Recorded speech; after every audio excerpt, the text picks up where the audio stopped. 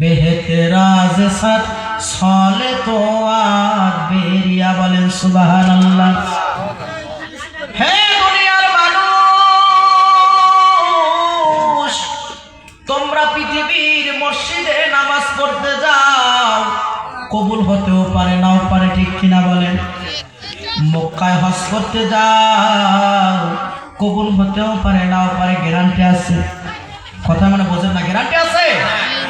তোমার দেখা একজন আল্লাহর ওলি,